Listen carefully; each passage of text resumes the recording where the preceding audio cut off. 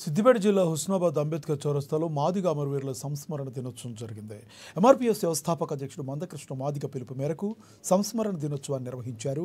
SC వర్గీకరణ కోసం ప్రాణాలను ధారపోసిన మాదిగ అమరవీరుల త్యాగం వృధా కావద్దని మాజీ కౌన్సిలర్ గాదెపక్క రవీందర్ అన్నారు. కేంద్ర రాష్ట్ర ప్రభుత్వాలు వెంటనే వర్గీకరణ అమలు చేయాలని ఆయన డిమాండ్ చేశారు.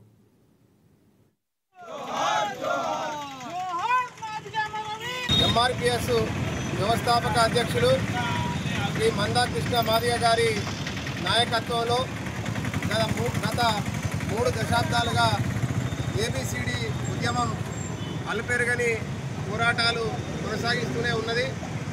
మందకృష్ణ గారి నాయకత్వంలో స్థాపించినటువంటి ఎంఆర్పీఎస్ ఉద్యమం అంచెలంచెలుగా ఎదుగుతున్నటువంటి క్రమంలో అనేక మంది మాదిగ సోదరమణులు అసూలు బాయడం జరిగింది. వారి పోరాట స్ఫూర్తిని స్మరించుకోవడానికి ఈరోజు మాదిగ అమరవీరుల సంస్మరణ సదస్సు నిర్వహించడం జరుగుతూ ఉంది. మరి మాదిగ అమరవీరులకు ఘనంగా నివాళులు అర్పించాలనేటువంటి ఒక ఉద్దేశంతో, వారి ఆత్మకు శాంతి చేకూరాలనేటువంటి ఉద్దేశంతో, వారి కుటుంబాలకు ప్రగాఢమైనటువంటి సానుభూతిని తెలియజేయాలనేటువంటి ఉద్దేశంతో ఈ కార్యక్రమాన్ని నిర్వహించడం జరుగుతూ ఉన్నది.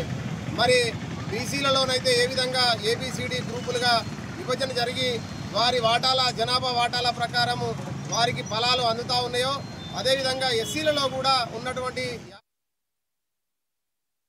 హైదరాబాద్లోని కాంగ్రెస్